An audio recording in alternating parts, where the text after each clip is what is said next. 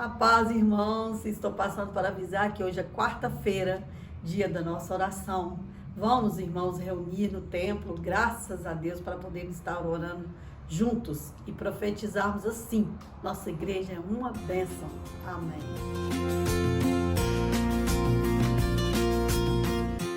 A paz do Senhor Jesus, estamos juntos para mais um momento de meditarmos na palavra do nosso Deus, nesse momento de devocional.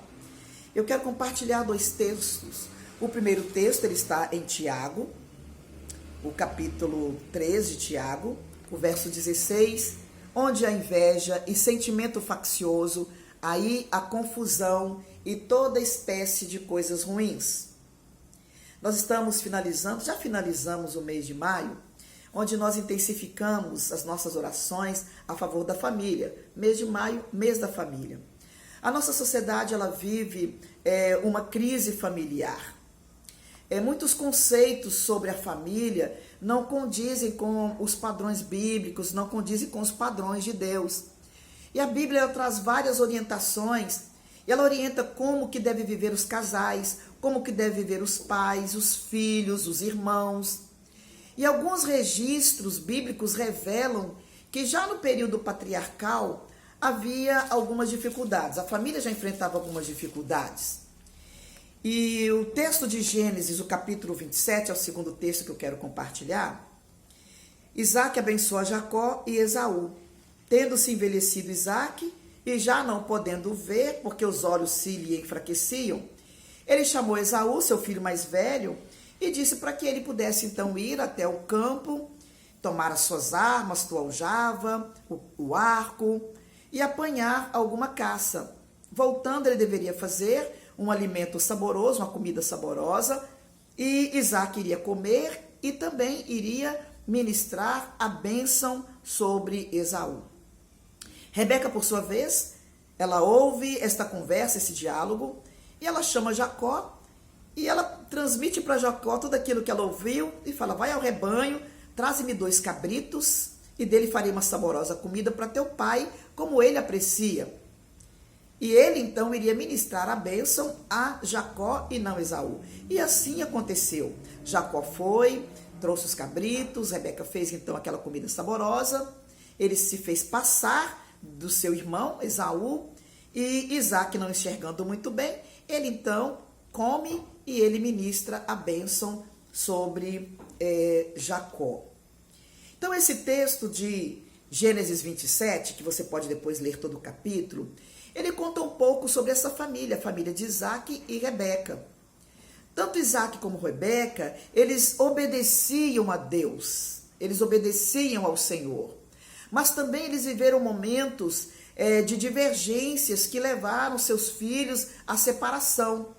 E a viver um momento de desavenças no meio familiar. E essas desavenças, elas vêm de geração a geração. E o grande problema surgiu quando cada um olhou para os seus desejos particulares. E essa postura egoísta, ela levou toda a família a se desintegrar.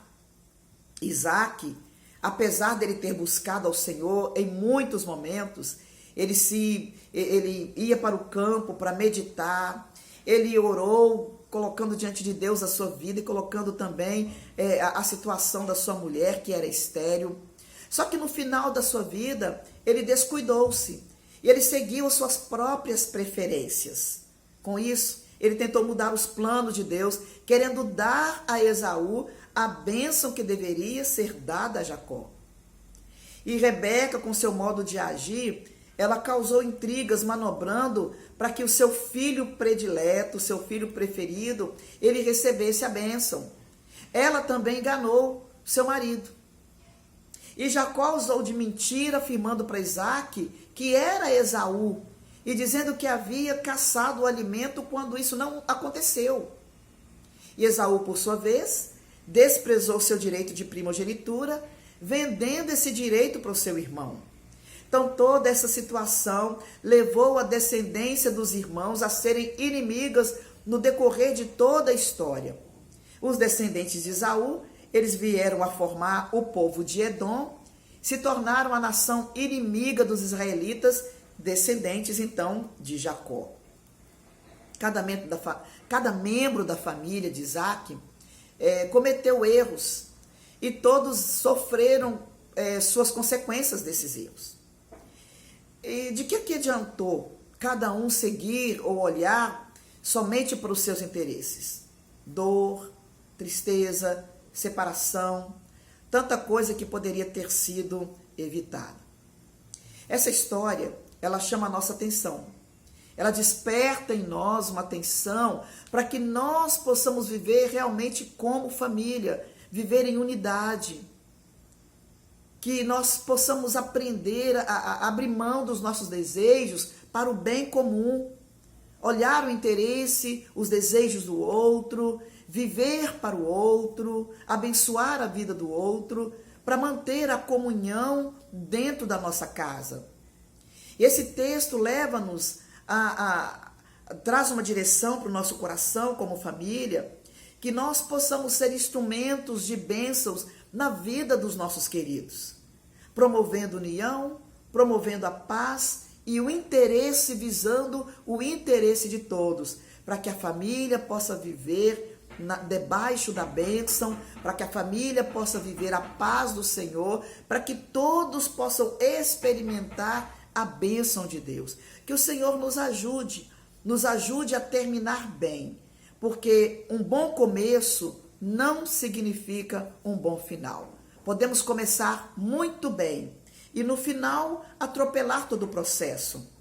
Mas nós podemos começar não muito bem, mas durante a nossa trajetória familiar, Deus sempre nos dá a oportunidade de consertar os nossos erros, de voltarmos para a presença dEle, de colocar Ele em primeiro lugar e de vivermos debaixo desta bênção do Senhor. Que possamos aprender com esta história, que não sejamos egoístas, que não possamos ser egoístas, mas que possamos olhar o bem comum e que possamos trabalhar, orar e lutar para que a bênção de Deus, para que a família possa viver em harmonia, desfrutando da promessa e da bênção de Deus para cada um de nós. Que Deus te abençoe, que Deus abençoe a sua casa. Deus, em nome de Jesus, nós te louvamos, agradecemos pela tua palavra, que nos ensina através de cada texto, e que possamos, ó Deus, viver em amor, viver em comunhão, que no nosso lar, que não haja inveja e nem sentimento faccioso, mas que haja amor, que haja respeito, que haja perdão, que haja harmonia, a fim de que possamos ver e desfrutar da bênção do Senhor de uma forma completa no meio familiar. Ajuda-nos, ó Deus, a vencermos os momentos de dificuldades, os momentos de crise, buscando sempre a direção do Senhor. Dá-nos um dia vitorioso, em nome de Jesus. Amém.